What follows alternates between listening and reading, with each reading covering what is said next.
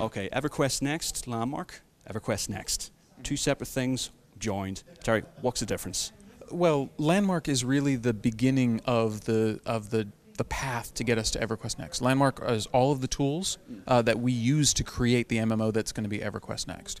So when we were building it from the beginning, we thought that it'd be a great idea to get them out there to everybody, so that they could help us develop the tools, make sure that they're better, and that they're usable by the players. So. Okay, cool. Now, everybody starts with the same claim, same size claim, but you guys touched upon during the presentation about mega claims. Can you sort of touch upon what is that?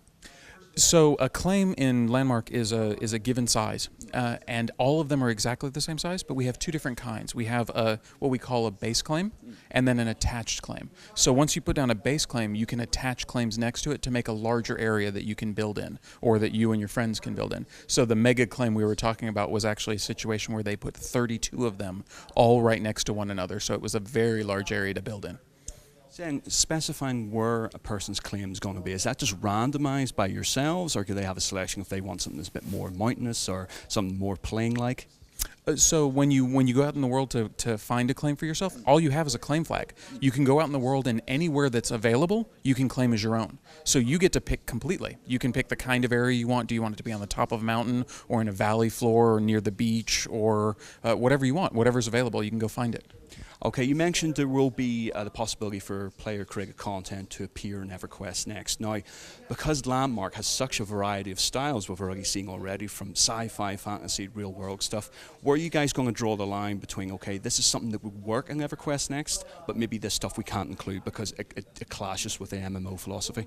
Well, it's not just going to be a possibility, it's going to be a reality. We've already talked about the fact that we're going to run these competitions where we release the story and the background and the history, and then we ask people to help us build some part of the world. And when they do, we're going to look at all the ones that everybody creates, they're going to go crazy with it, and we'll pick the ones we like the most, and we'll give those people the opportunity to make it part of Everquest Next. If they agree to it, it's just going to go wholesale into the game. Yeah. Player studio. Now, as far as I understand it, player creates something, they post it up, you guys have a check, it goes on to like a marketplace, but how do you dictate price? Who decides what the cost is? I mean, how does that whole system work? Well, in Player Studio, we have the right to control the prices, and for Landmark in particular, what we're going to do is we're going to set a minimum price based on the thing that they're putting up on the marketplace. But it's really up to you to set a suggested price. We get the final say on it, but we want to. It's a collaboration, just like everything else in Landmark is.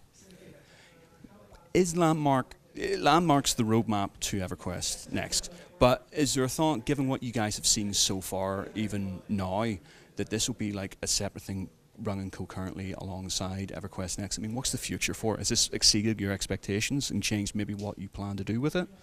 Well, Landmark has exceeded our expectations in a lot of ways, but we have always intended that it would be a game that is separate from Everquest Next. We're going to use the pieces for Everquest Next in Landmark wherever it makes the most sense to, but they are two separate games, and even when Everquest Next is out, Landmark will continue on. There are people who want to play different kinds of games, and we recognize that Landmark is a very different kind of game than Everquest Next is going to be.